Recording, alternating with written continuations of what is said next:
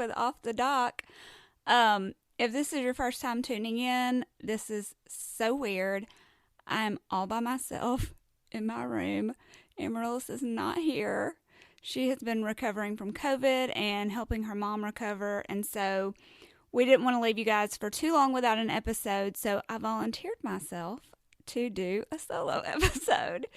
And if you know anything about this podcast, you know that Amaryllis is the eyes and ears and the machine that runs this thing. And so I'm sitting here. I don't even know if this is recording. I don't know what's happening.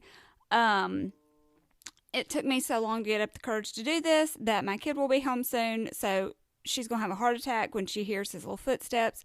But I am proud of myself because I had on the noisiest shorts alive. They're like Umbro material, if y'all are old and know what Umbro is. And I was like, oh, no ma'am. Amaryllis will never have this. So I changed into some different shorts.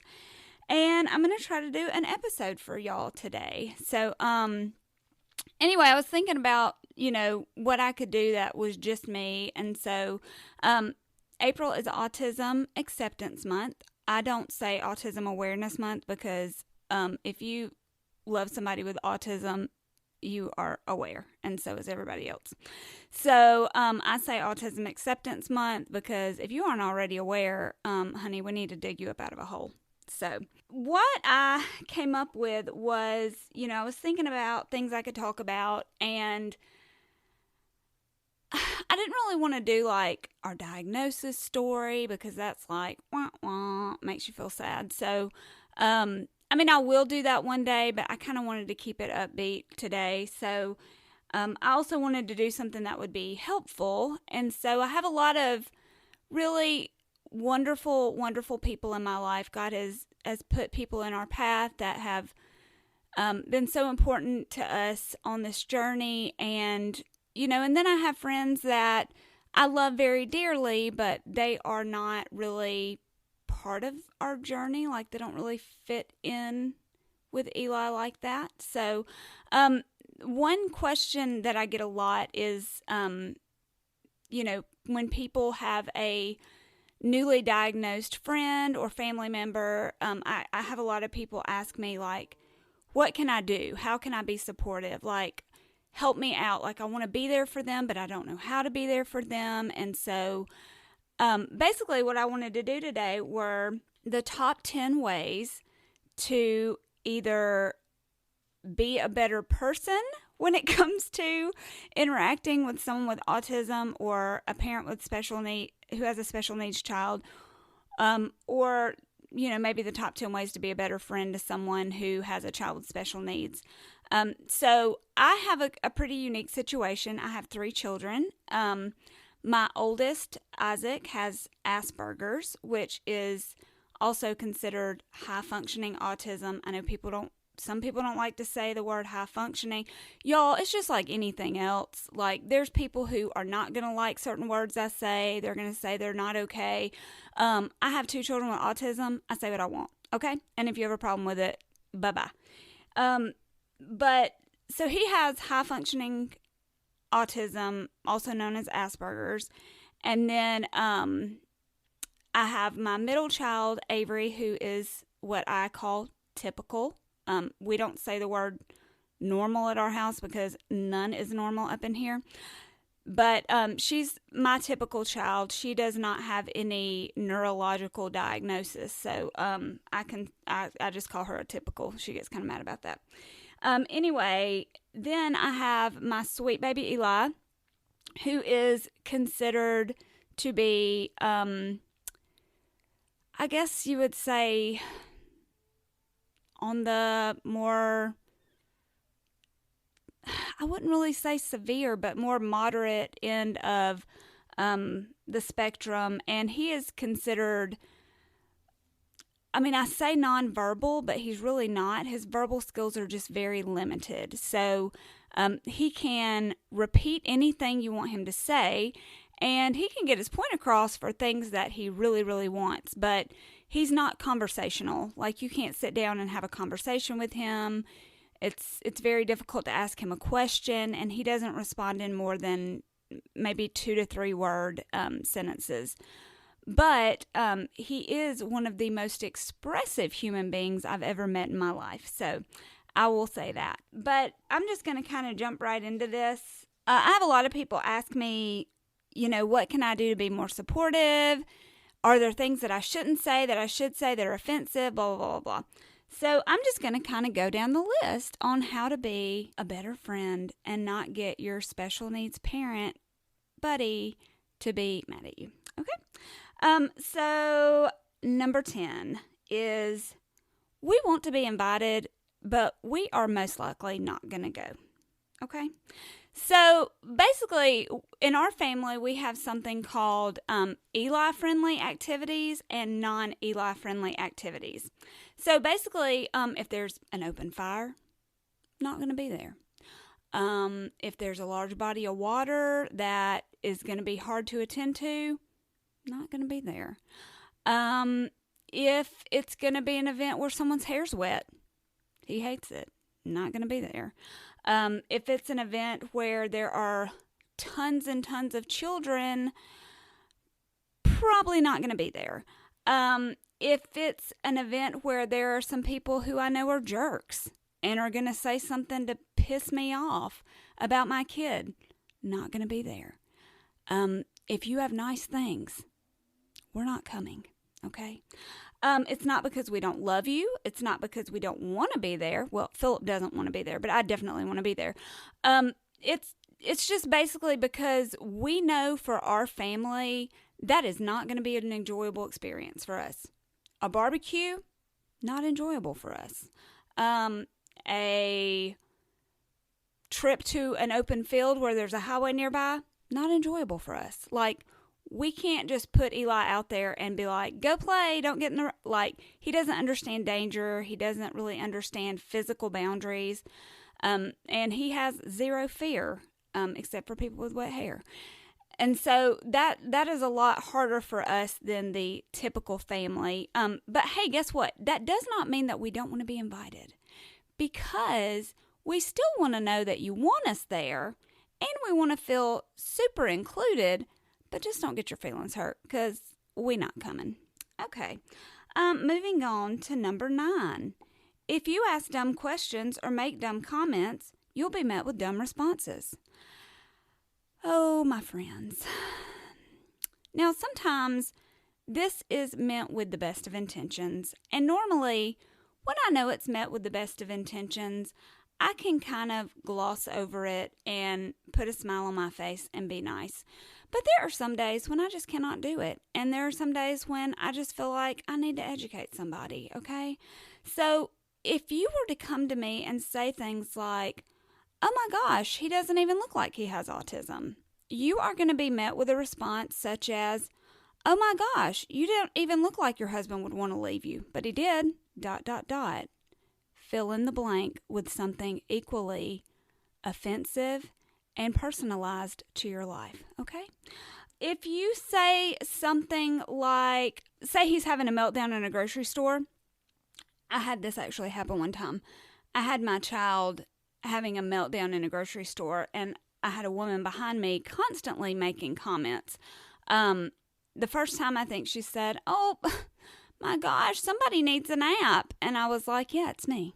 Then she proceeded to say, could I get him like a candy bar? Or could I get him something? Would that be helpful? No, your cavities are not helpful to me. My child has to be put to sleep to go to the dentist. So that's not covered under our insurance. But thank you anyway.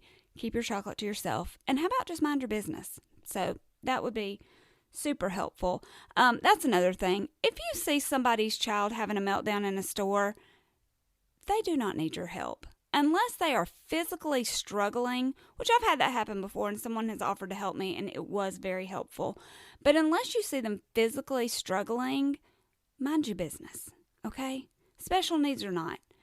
That's not your child. So get your gallon of milk or your carton of eggs or your fifth of vodka and go on about your business, okay? Just let it go. All right, number 8. yes, there are things that are worth something that can be broken at your home. This is one of my very favorites. Um, when you have, sorry, that's the bus. Hold, please. Okay, so I'm back. Eli just got off the bus. And look, normally we always record at Amaryllis's house because she can make her kids go to bed and do stuff. But I don't have that luxury here. Eli is going to make noises just like that. What is it, Bubba? Oh, dear Lord. And here goes the ABCs. Unfortunately, I do not have that luxury here. And so there's going to be some noises, and I think that's good for y'all. I think that y'all need to understand the chaos of my life, and that will help you to understand the chaos of your friend's life or your family member's life, that all day long they hear little noises all day long and different sounds and things, and they experience life in a way that maybe you don't quite understand. So if they seem a little off or a little irritated or on edge, just understand that they have been in a world that you are not accustomed to all day long sometimes. So be gracious and give grace and still be our friends. Okay. So basically, I'm going to go back to number 8. Yes, there are things that are worth something if broken in your home. This is one of my very favorite things. Eli, turn it down. This is one of my favorite things. People who love you will invite you to their house, and you'll say to them, I would love to come over, but Eli does not understand the worth of things, and we have created our home in such a way that he can pretty much touch anything and he's not going to bother it. To which they will respond, oh girl, there is nothing in this house that he can mess up that is worth anything. Like, we are not even worried about that. And please know, we love you for saying that. It means you love us and you care about us. But it's just simply not true, because even if you think you don't have anything, Eli's playing Apple Music. Even if you think you don't have anything that's worth having, Eli will find it, okay? I can give you a story. So we have a Sunday school that my husband teaches, and every Christmas we have like a Christmas get-together. Now we do it at our church facility, which is so much better, but before, in the early years, we would do houses. And so I would always be like, oh, Lord, whose house are we going to be at? And depending on whose house it was would determine whether I would bring Eli with us or not. So one of our sweet classmates was like, we would love to do it at our house, like, And I said, oh, that would be wonderful. I'll make sure, my mom can watch Eli. And she was like, oh, absolutely not. He is coming. Like, we want him there. And I said, oh, my friend, I would love to do that, but I am so afraid that he will come and break some family heirloom and then we can't be friends anymore. And she said, oh, no, there is nothing in this house that he can break. It is totally fine. He can have free range. And I said, oh, okay. And so we did. We brought Eli to the Christmas party, and Eli likes to do this thing where he walks. Like, he never sits down. He's either at a brisk walk or a slight jog at all moments, okay? And even in our own house, and especially if he can find a circle that he can make, like in our house, you can walk through the living room into the kitchen, around the dining room, and back into the living room and make that circle. And so he likes to do that circle. And so he found the same kind of circle in her house, which was walking through the foyer, around the dining room, into the living room, and back around the hallway to the foyer. And so, I had kind of followed him around for a while, and she was like, girl, like, relax, I promise he's fine, blah, blah, blah. And so I thought, well, he's just going to make this circle, so it'll be fine. So he's making his laps, and every time he makes his laps, I'll kind of look and, see what he's up to. And all of a sudden, I see him walk through, and he has this little, like, wood carving in his hand. And I was like, oh, dear God, what has he done? And so I looked down, and it's basically a headless wise man, okay? This wood-crafted nativity piece that he has. Anyway, so I I immediately scoop it up out of his hand and I run into my friend and I say, "Hey girl, I am so sorry. I was afraid something like this would happen. Like, he got a hold of your nativity set and it seems that he's just popped the wise man's head right off. Maybe it's Joseph. I don't know who it is, but he's headless and I am so sorry. And if you will tell me how much this costs, I will be happy to reimburse you." I'm thinking, girlfriend went to Kirkland's, okay? And so she responds in the sweetest voice, "Oh, actually, that was hand carved by my husband's grandfather who's passed away." Let's pause for a moment of silence. Yeah, we don't talk as much anymore. Anyway, so yeah, there's something worth something in your house.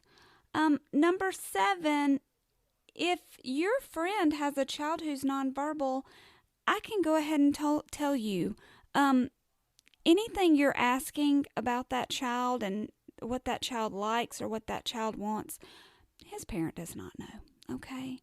And we could make up some stuff, but it's just, you get tired of it. So, and people will ask you in the nicest way and be so meaningful to ask you, but one of my favorite things is around Christmas time, a lot of people will say, "Oh, what is Eli asking Santa Claus for Christmas this year?"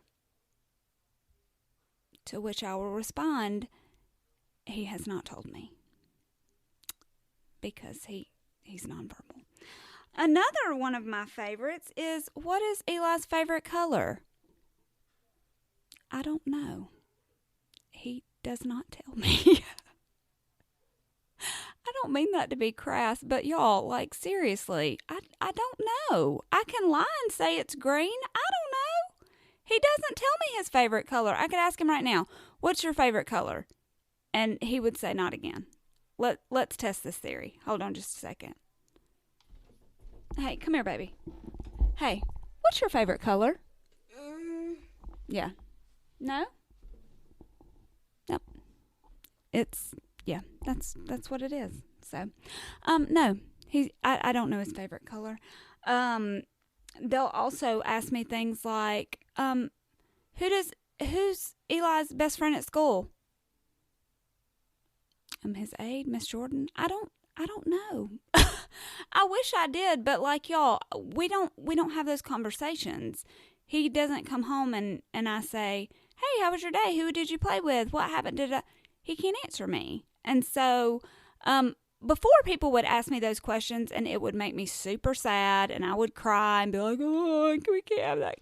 I mean, God knows I wish we could have those conversations, but he's 12 now and I know that we don't have those conversations. That's not how Eli and I connect, is through conversation. And so, now when people ask me those things, instead of letting it make me sad, it just kind of makes me laugh because now I just say, "I don't know, he hadn't told me." And then they don't ask me that anymore. Number 6. This one is kind of a serious one for me. And that's that it's very important as a friend of someone who has a child with special needs to understand that that child, just like any child, needs boundaries, okay? And something I've come across very frequently is that when you have a child who has special needs and you have a friend who loves you and a friend who loves them or a family member that loves you and loves them, they so want to find a way to connect with that child. They so want to find a way to make that child happy. And so a lot of times they'll use things like candy and like special toys and all those things are wonderful. But just like any child, I don't want to raise an a-hole, if that makes sense, or a brat. And also, my kid has to be put to sleep to have dental procedures.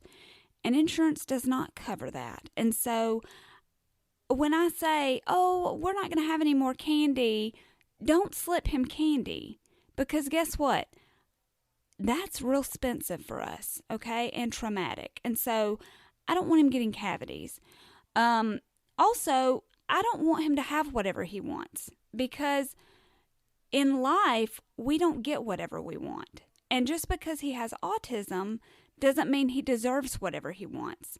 He deserves to be raised with respect and boundaries, and to learn that no is a real thing and wait is a real thing. And even though those things are very, very, very difficult for him, even now at 12, and it's something that we work on all the time, it doesn't mean that you get to ignore that because he has autism or you feel bad for him. Because guess what? I don't feel bad for Eli.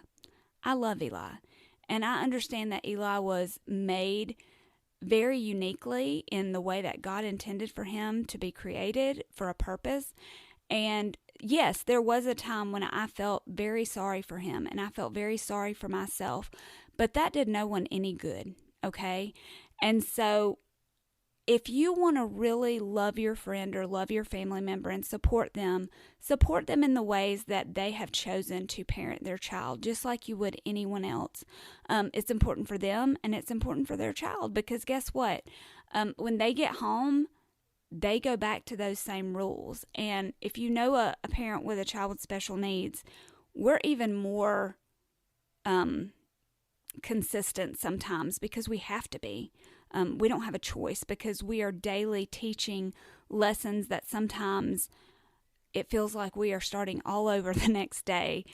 This is sometimes not building blocks, but it's starting the house all over again for us the next morning. And so we're trying very hard to raise a child who understands boundaries and understands no, and is being raised to be an adult with special needs one day. And we want to know that when we're not here, that they are able to cope with life's disappointments, just like you want your child to be able to cope with life's disappointments when they are older as well. Number 5, don't be sorry. Y'all, this is the rudest thing you can say to someone who has a kid with autism. Like, it is my absolute least favorite thing that people say to me. So when I'm introducing Eli to someone, almost all the time, I will lead off with, hey, this is Eli. Eli has autism. He is nonverbal or has limited verbal skills. And so he can repeat a lot of things, but he may not answer your questions. But he loves to interact with people. He loves for people to talk to him. But please don't be offended if he does not respond. Okay? And so many times I have been met with, I'll say, this is Eli. Eli has autism. And they'll go, oh, I'm so sorry. Oh, girl. P.S. He's not dead. Believe me, he is very much alive. And guess what? I'm not sorry. I'm not. I used to be. I used to feel very sorry for myself. But I'm not sorry that I have a child with autism. I'm not sorry that I have Eli. Eli's amazing. And let me tell you, I'd much rather have Eli than some of the many a-hole typical children I have met throughout my lifetime. I've been a substitute teacher. So don't do that. Like, it's just so rude. I mean, it's like meeting somebody and them talking about their child and being like, oh, and she has red hair, and they go, oh, God, I'm so sorry, that Ginger. Oh, I'm so sorry. It's offensive, okay? They like red hair, and so do I. I think it's beautiful. I wish I had some. We like our kid with autism. Maybe you would not be such a jerk if you had a little bit, okay? Here's another one that I do not like. And please do not say this to any parent who has a child with special needs. I could never do that. You could never do what? Explain this to me, because if you have a child and that child is born with a disability or special needs, unless you make the decision to adopt that child to another family, yes, you can do it. And yes, you will do it, because that's your baby. So you will. I don't feel like I deserve a trophy because I'm Eli's mom. Like, is it difficult some days? Yeah. Is it expensive some days? Yeah. Is it confusing? Yeah. Do I worry about the future? Yeah. But I'm being a parent, and so just because my parenting looks different than yours, or my child looks he doesn't look different. He's gorgeous. But just because my child was created differently than yours does not mean that my mothering role is some like Mother Teresa. I'm this magnificent person. Okay, I had a baby. I love that baby. I have there's nothing in me that's able to not love that baby because he's mine. And so whatever his need is, I meet it because I'm his mother, and that's what I do. Just like if your child has a need, you meet it. It doesn't make you a superhero. It doesn't make you this holier than thou figure. You're just being a mom. And so to say, oh, I could never do that, to me, I mean, maybe some parents who have kids with special needs are like, oh, that makes me feel awesome. Like, I feel like I'm so above. But for me, it does not make me feel special. It makes you feel disgenuine.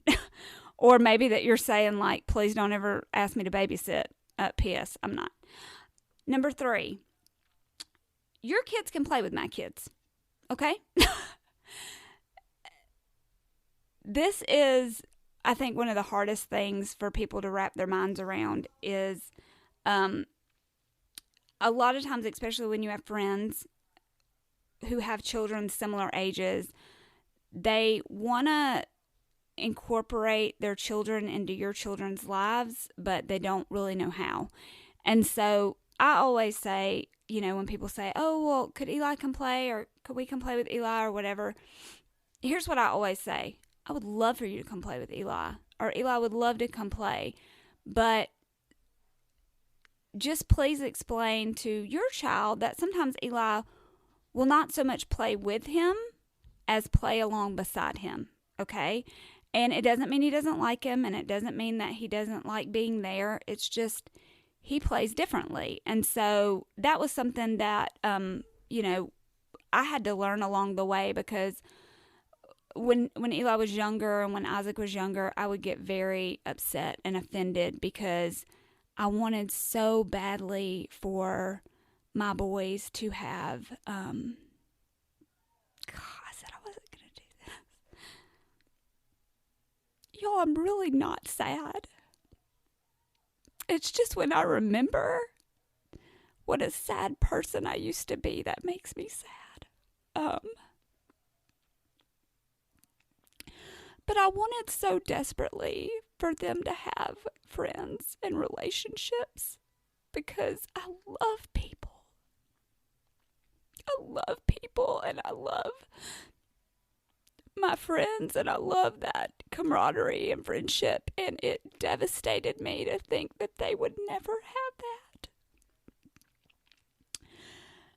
And so I would try so hard to manipulate these relationships or friendships. And then, with Isaac, it was a little easier because after, a certain age, he became verbal and he was able to have conversations. I mean, it was difficult because he struggled socially, but I could still kind of almost make it happen, even though it wasn't authentic. I could manipulate it to feel like it was, what I wanted it to be.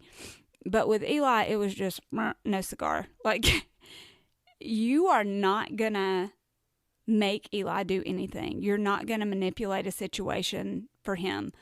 Buddy, if there's anybody who loves who they are, it's Eli Gillespie. Like, this kid has no problem with how God created him, and he has no problem with being and doing exactly what he wants, okay? And so, my best friend from high school, Shelly, I've talked about her before, she had twin boys right after I had Eli. And I can remember thinking, like, oh my gosh, this is all we ever dreamed of. Like, our boys are going to be best friends, and they're going to play ball together, and they're going to do this, and they're going to do that. And I dreamed about that. And, God created Eli in a different way. And that was okay. For me, it wasn't for a little while. Like I said, I had a lot of growing and things I had to overcome within myself that had nothing to do with Eli. But, Shelley's boys did those things. They are typical little boys, and they play baseball, and they have lots of friends, and they go and do different things, and they sit pretty for pictures, and they have a pretty typical life. Of course, every kid has their issues, and of course she would tell you she has her own struggles with them, but their life looks very different from Eli's life, okay? But that doesn't mean that they can't love one another and that they can't be in each other's lives. It's different. Eli doesn't love parties. He doesn't love being around lots of kids. And so, we used to go to their birthday party every year, and it came to a point to where their birthday parties were different. Like, they were playing football, and they were doing baseball, and they were doing these very themed kind of interactive things. And, at some point I told Shelley, I said, I love you, and I want to celebrate them, and I want them to know how much we love them and everything. But, like, it's okay that we don't come to that. I don't feel like you love me less because we don't come to that, or I don't feel like you love Eli less because we don't come to that. And maybe one day we will, but right now we can't, because it's not an Eli-friendly activity for us. And she understands that. And so, at this age, are they best friends? No. But Eli's not really best friends with anybody except for, like, my husband, and, he has his few certain people, and most of the time they're adults, that he's really close to. But when we're there, they hug Eli, and they say hello to Eli, and they sit right beside him, and they eat together, and they play alongside Eli, okay? So even though they're not playing together, they're with each other. And I truly believe that as they get older and they understand more about who Eli is, that they will always have a close connection with him and have a special bond with him. It just looks different, and it'll always look different, and that's okay.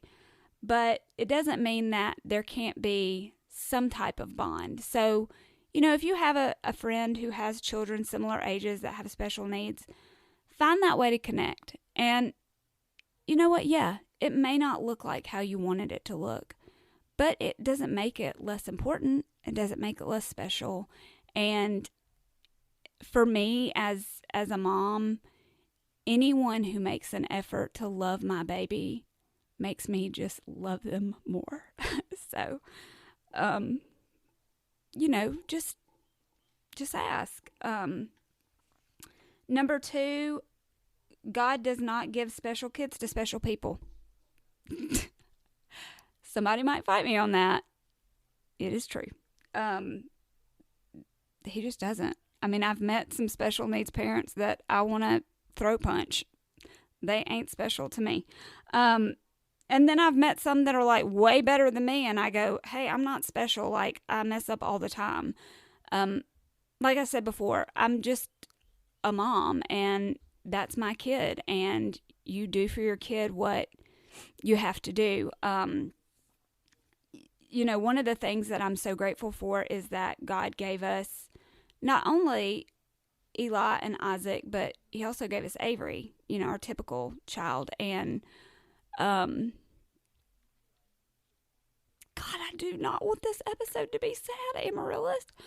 When I had Isaac, that was kind of the beginning of my pity party days. Isaac, even though he had Asperger's at that time, he was my only child, and that was all I knew of autism. And buddy, did I feel real sorry for myself. And looking back now, I'm like, girl, you did not have it bad. Eli has taught me that was just a warm up for him.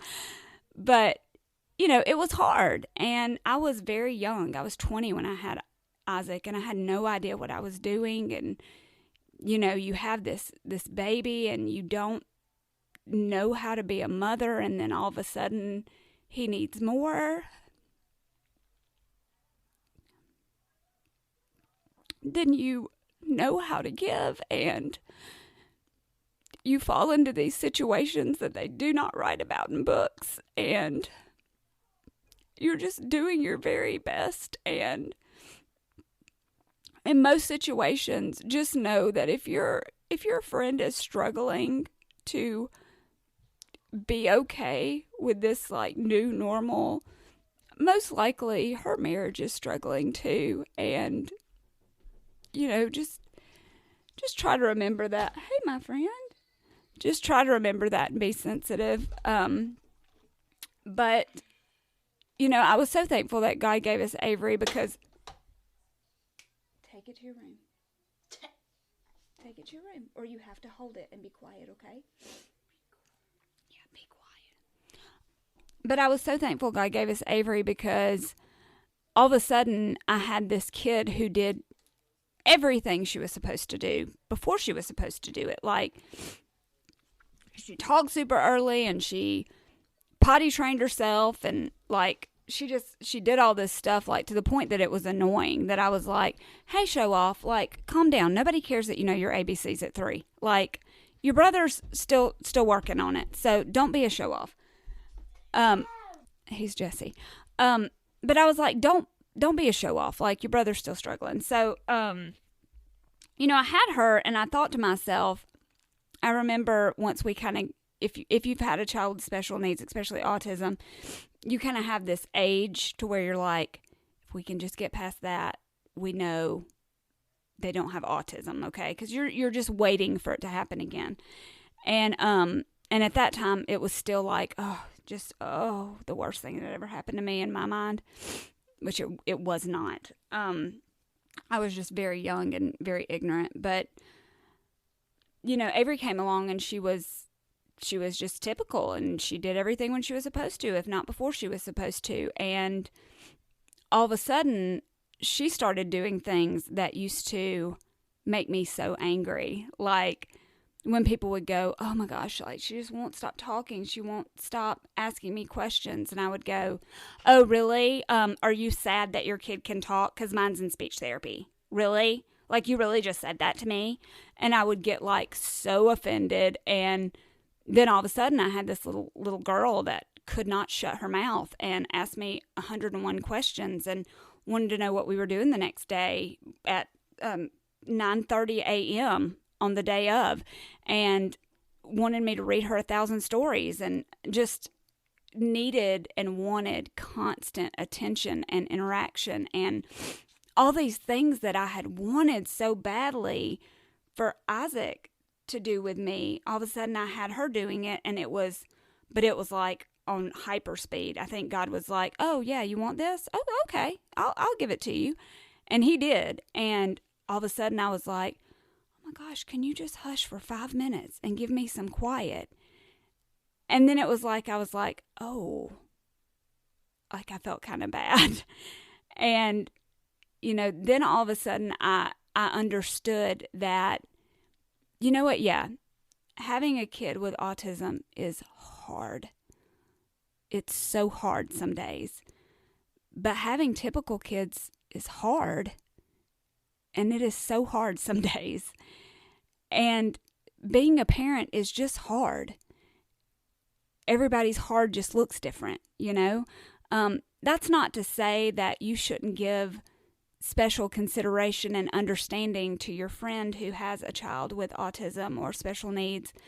You should, because they're going through things that you will never understand. Okay, they're going through situations that you can't comprehend. Okay, but in the same way that I can't comprehend having a child who struggles with addiction. Okay, I've never been there. I don't know what kind of hard that is.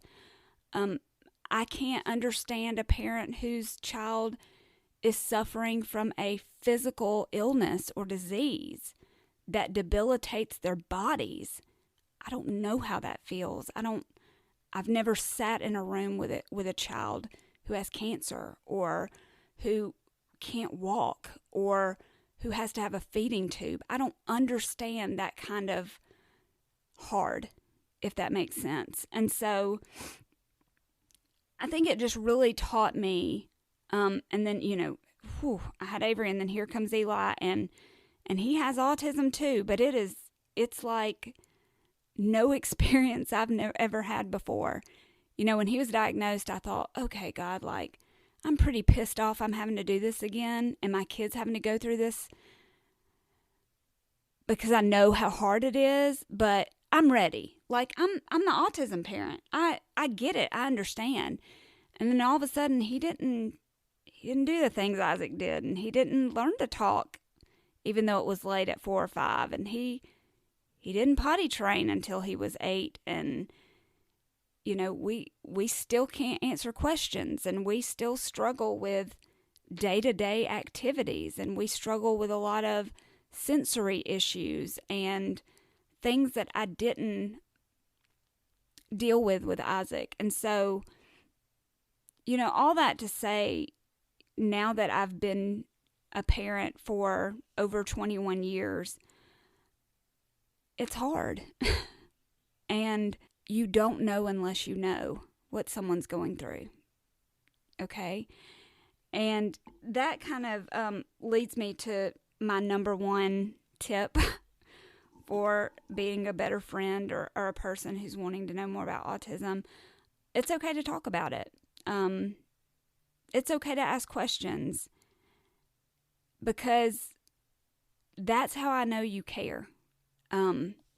Nothing means more to me than someone who is brave enough to say, hey, can I ask you this about Eli? Or will you tell me this about Eli? Or how can I do this to be helpful to Eli? I mean, that means everything to me, because number one, it's rare. A lot of people want to care, and they truly have the best intentions, but it's rare to find people who are willing to invest, because it is an investment. God, I hate that I'm crying. Y'all, I'm really not sad. I'm already on medicine, so, like, I'm fine. Don't call and tell me I should go see your therapist. Like, I've already been.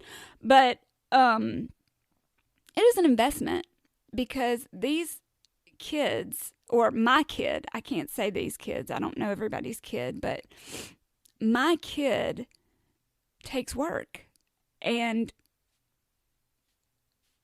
you put in a lot, and it's not guaranteed you're going to get a lot in return. God, but when you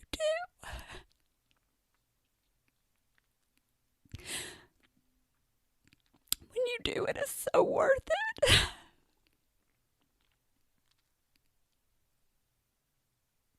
And it's one of those things, like, I hate people that say, oh, if you know, you know, but if you know, you know.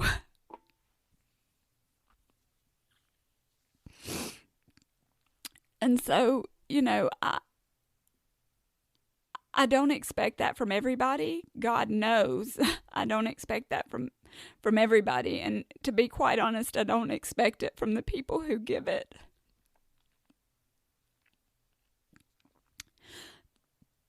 But, we have some really amazing people in our lives. And, there are a team of people at our church who watch Eli every Sunday during the service and during Sunday school. And if not for them, we could not serve. We could not, I could not sing, and I love to sing. If y'all know me, I think I sing really good. But I love to sing. Like, that is my worship.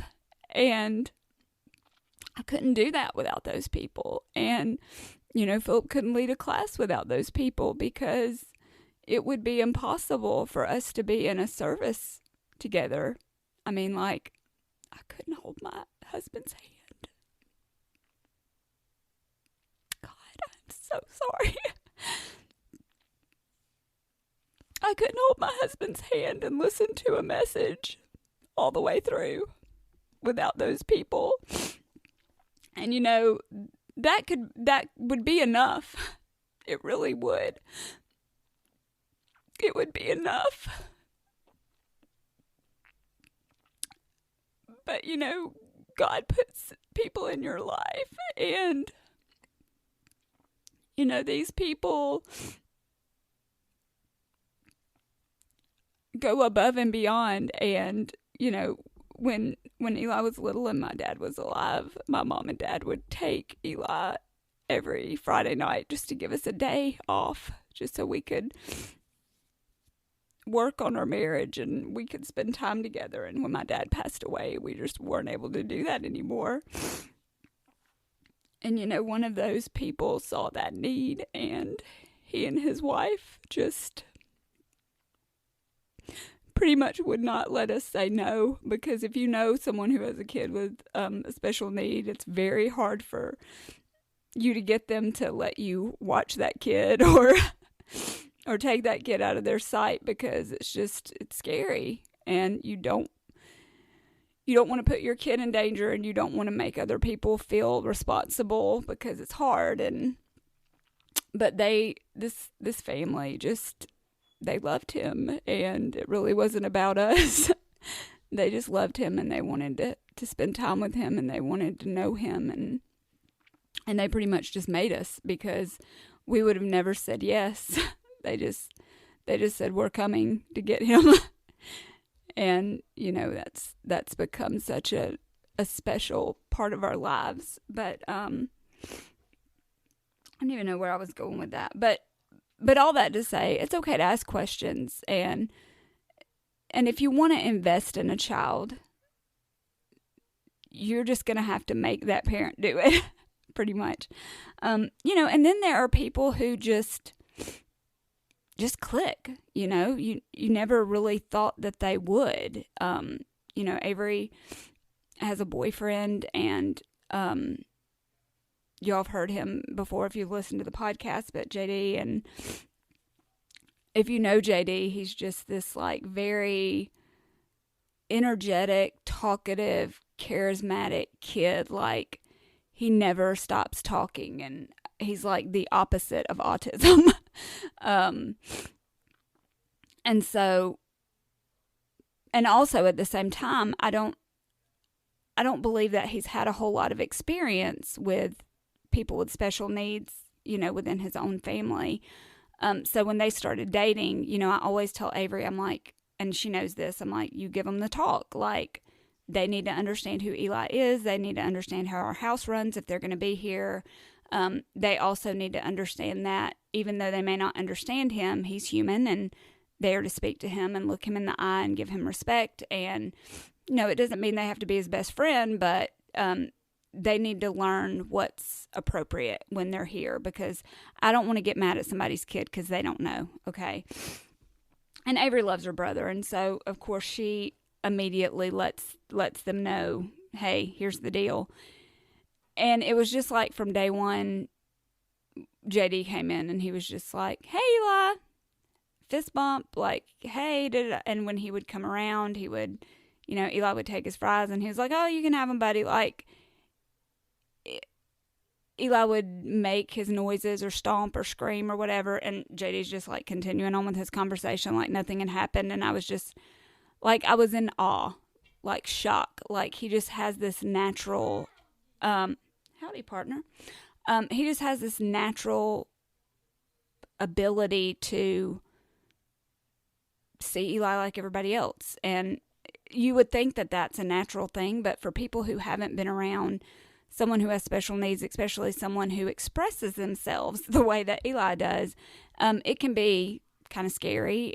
They don't know how to react. They don't know what's okay to say, what's not okay to say. And, but for JD, he just like loved him. And God, like it's so stupid. But like he taught Eli how to call Avery a monster. And like it's so small, but it's like their thing, and like he wants a fist bump, and so that's like how he talks to JD. I mean, everything's like he just gets up in his face and he's like, monster, monster, monster. You know, like with Avery, he gets in Avery's face and he'll go, hi, Eli, because he wants Avery to say hi to him. And it's like their little thing. And JD's so good. Like, I mean, sometimes Eli will say it to the point that I'm annoyed. And I'm like, Eli, enough. But like, he just doesn't get annoyed. He says it for him, and he gives him a fist bump, and he goes on about his business. And he's just a good kid. And, you know, those don't come along very often at that age that are understanding. I mean, there are adults who are jerks about him, and he's a kid, and he just gets it. And, you know, his family, his mom and dad are the same way. Like, they are very loving towards Eli, and they want to know Eli, and they're interested in Eli, and they always want him to come to things, baseball games, and they always are very supportive of him. And so, you know, when you find people like that, it means something, and you don't take that for granted because they don't come around very often. I mean, sometimes your own flesh and blood family are not as supportive as strangers you meet. I mean, thankfully, I have a very supportive family. They've always loved Eli and embraced him. My sister and my mother and my dad and my uncle, everyone has always loved him very, very much. But it's a different thing when someone who doesn't have to cares and invests and loves them. So, you know, ask questions. If you want to be part of their lives, be part of their lives. Even if they push back, just do it. Just show up. You know, it's that kind of thing of how people will say, hey, if there's anything I can do, nobody's going to tell you what you can do. Just do something. And it means the world to people. In that same thing, sometimes your friend's not going to be okay. I mean, you've heard me have like 5 emotional breakdowns while I've done this, but you know, some days are not okay, and that's okay. Just like with everything, and every mother and every parent, some days you struggle, and some days it's really, really hard, and some days you just need someone to be okay with you not being okay, if that makes sense.